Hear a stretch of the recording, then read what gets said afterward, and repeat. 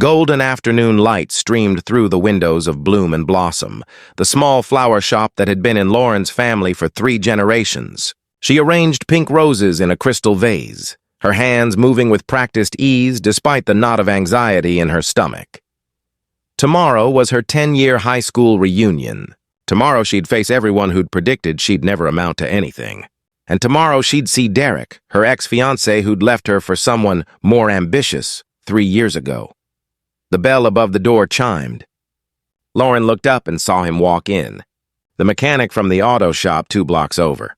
She'd noticed him before, hard not to. Maybe 32 or 33, with slightly long, dark hair, strong features, and kind eyes. He always wore simple work clothes, usually a gray t-shirt with engine grease staining the sleeves. "Can I help you?"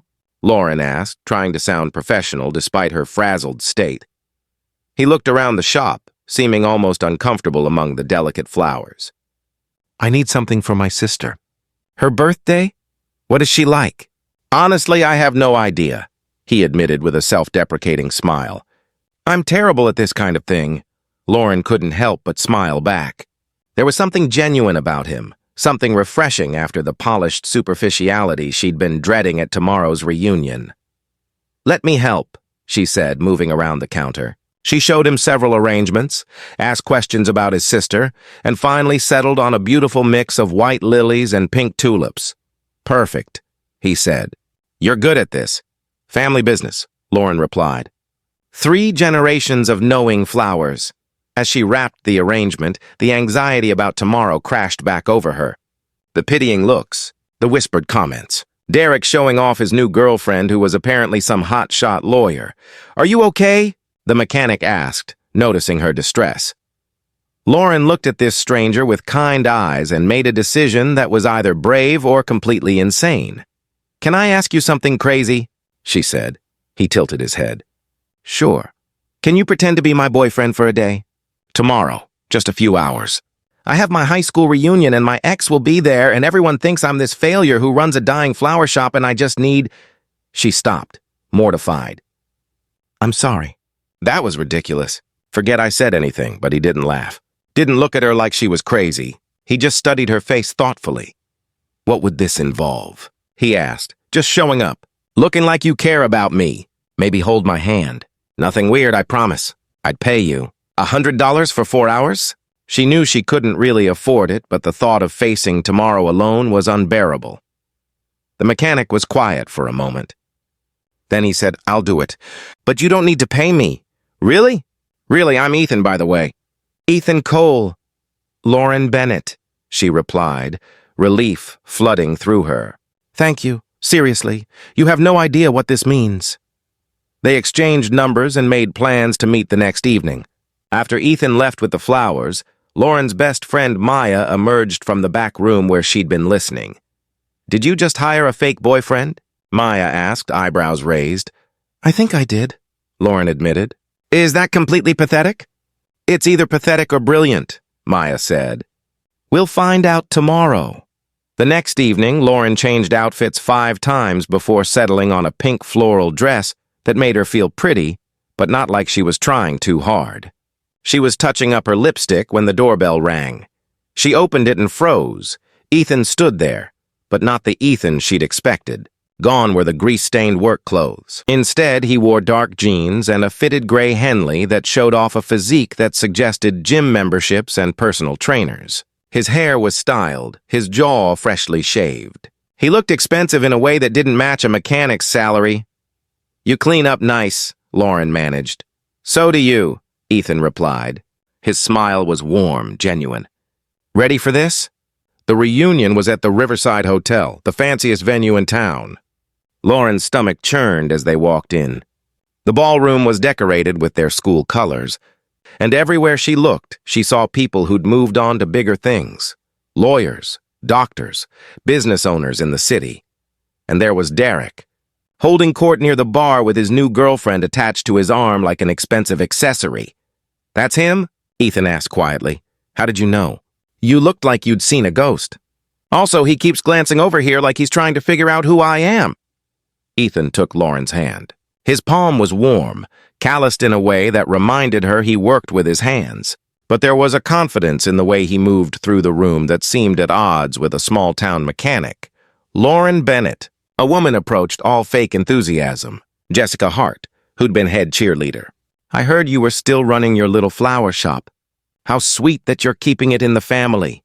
The condescension was clear. Before Lauren could respond, Ethan stepped in. Actually, Lauren's expanded to 3 locations in the past year, he said smoothly. She's been featured in Garden & Design magazine. Her corporate accounts include some of the biggest firms in the region. Lauren stared at him. None of that was true, but he delivered it with such casual confidence that Jessica bought it completely. Oh, how wonderful, Jessica said, her smile now forced. And who's this? Ethan Cole, he said, shaking her hand. Lauren's boyfriend. They mingled. Every time someone made a snide comment about the flower shop, Ethan smoothly redirected with some impressive-sounding accomplishment. Every time Lauren felt small, he found a way to make her feel seen. Derek eventually cornered them by the appetizer table. Lauren, he said, his eyes scanning Ethan with barely concealed jealousy. I heard you were dating someone new. Derek, Lauren replied coolly. This is Ethan. The 2 men shook hands, and Lauren noticed Derek wince slightly at Ethan's grip. So what do you do, Ethan? Derek asked, his tone suggesting he expected an unimpressive answer. I work with vehicles, Ethan said simply. Derek's smirk was immediate. A mechanic? How practical. Someone has to keep things running, Ethan replied evenly. I imagine your BMW needs regular maintenance. Derek's smirk faded. How did you... Lucky guess, Ethan said. But his eyes held something Lauren couldn't read. Knowledge, maybe. Or amusement. Derek's girlfriend pulled him away, and Lauren turned to Ethan. Thank you, she said, for all of this. The made-up achievements, the confident boyfriend act. You're really good at this. I'm not acting, Ethan said quietly. What? The part where I think you're amazing, where I'm proud to be standing next to you. That's not fake, Lauren's breath caught. Before she could respond, someone called her name. An old teacher wanted to catch up. Ethan excused himself to get drinks. At the bar, he ran into the reunion organizer, Tom Chen, who'd been student body president. Ethan Cole, Tom said, recognition dawning. I thought that was you. Didn't want to blow your cover, man, Ethan sighed. Thanks for that. Does she know? Tom asked, nodding toward Lauren. That I own Cole Industries? That I'm not actually a mechanic? Ethan shook his head. No, and I'd appreciate if you kept it that way. Your secret's safe. But why the act? Because for once, someone's getting to know me without knowing about the money first, Ethan replied. It's refreshing. What Lauren didn't know, what no one had told her, was that Ethan Cole was the founder and CEO of Cole Automotive Group, a company that owned 30 dealerships across 3 states and had recently expanded into sustainable vehicle technology. He was worth approximately $40 million. The mechanic's shop she'd seen him at, he owned it. He just liked to work there sometimes, to remember where he'd started, to keep his hands busy and his head clear. When Ethan returned with drinks, they found a quiet corner away from the crowd. Can I ask you something? Lauren said. Why did you agree to this, really? You don't know me. Ethan was quiet for a moment. I've been coming to your flower shop for 6 months. Every time I need flowers for my sister, my mother, corporate gifts, you never treated me differently because of how I was dressed. Never looked down on me for being a mechanic. You were just kind? That's just basic decency, Lauren protested. You'd be surprised how rare that is, Ethan replied. Most people judge based on appearances, on what they think your tax bracket is. You didn't. You saw me. Lauren felt something shift in her chest. I did see you. I see you. The evening wound down. As they walked to Ethan's car, they passed a couple arguing near the parking garage. The woman was crying. The man was yelling. Without hesitation, Ethan intervened. Is everything okay here? He asked firmly.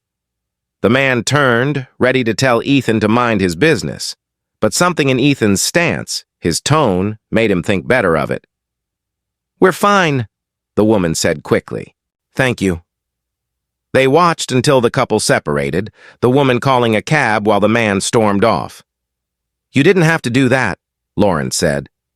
Yes, I did, Ethan replied. Standing by isn't an option.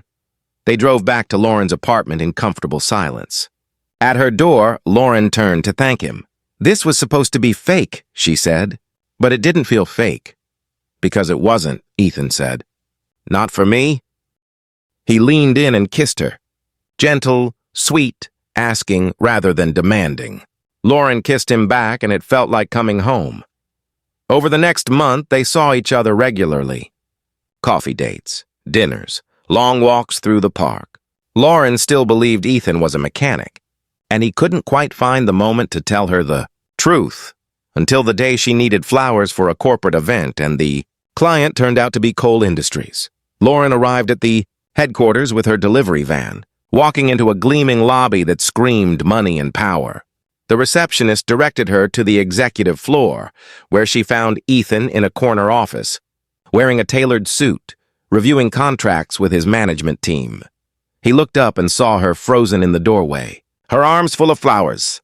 "Lauren," he said, standing quickly. "You're not a mechanic," she said slowly. "I own the mechanic shop, and about 30 other things." He dismissed his team and closed the door. "Let me explain. You've been lying to me for 6 weeks, Lauren said, hurt flooding her voice. "I haven't lied. I just didn't correct your assumption," Ethan said, "and I know how that sounds. But Lauren, for the first time in my life, someone wanted to know me without dollar signs clouding their vision. So this whole thing was what? Some rich guy's game? Pretend to be normal, see if the poor flower girl falls for it?" "No," Ethan said firmly. "It was a man who's tired of being valued for his bank account, wanting to be seen for who he actually is. You did that. You saw me when I was just some guy in a grease-stained shirt buying flowers." "I don't know what to believe," Lauren said, setting down the flowers. "Believe this," Ethan replied. "Every moment we spent together was real. Every conversation, every laugh, every time I held your hand. The feelings weren't fake." Lauren sat down heavily. "I asked you to pretend to be my boyfriend so I could impress people I don't even like. And it turns out you were a CEO pretending to be a mechanic. We're both ridiculous." Despite everything, a laugh escaped. Then Ethan laughed, and suddenly they were both laughing at the absurdity of it all. "We're a mess," Lauren said. "The best kind of mess," Ethan replied. He knelt in front of her chair. "I should have told you sooner. You deserved to know. But I was scared that once you knew about the money, everything would change." "It does change things," Lauren admitted. "But maybe not in the way you think. I fell for the guy who intervened when a woman needed help, who made me feel like I mattered when I felt small. That person exists whether you're a mechanic or a CEO. So where do we go from here?" Ethan asked. Lauren thought about it. About the lies and the truth. About the man beneath both identities. "We start over," she decided. "With honesty this time. No pretending. No fake boyfriends or hidden identities. Just two people figuring out if this could actually work." Ethan's smile was worth everything. "I'd like that." 6 months later, they stood together at the opening of Lauren's second flower shop location. Funded in part by a business loan from Coal Industries, but earned through Lauren's own expanding client base and reputation. "You know what the funny thing is?" Lauren said, surveying her new shop with pride. "What's that?" Ethan asked. "I asked you to pretend to be my boyfriend so I could prove I was successful. But I was already successful. I just couldn't see it because I was measuring myself against other people's definitions." "Took me 20 years to learn that lesson," Ethan said. "You figured it out faster." Lauren leaned against him. "We both pretended to be something we weren't. You pretended to be less than you were. I pretended to need validation I didn't actually need. Turns out we just needed to be honest." "About being a mess?" Ethan teased. "About being human," Lauren corrected. "Perfectly imperfect and figuring it out as we go." The pretend boyfriend had become real. The fake relationship had grown into something genuine, and two people who'd started with deception had found truth in each other. Sometimes the best love stories begin with small deceptions. Not because lying is good, but because sometimes we need to drop our masks to discover who we really are. And if we're lucky, we find someone who sees us clearly anyway and loves us, not despite our flaws, but because of our humanity. If this story resonated with you, please like and share it with someone who believes that real love is built on honesty and acceptance. Subscribe for more stories about unexpected connections and the courage to be authentic. Comment below about a time when dropping pretenses led to something real, or when being yourself attracted the right person. Your story could inspire someone to choose authenticity over performance.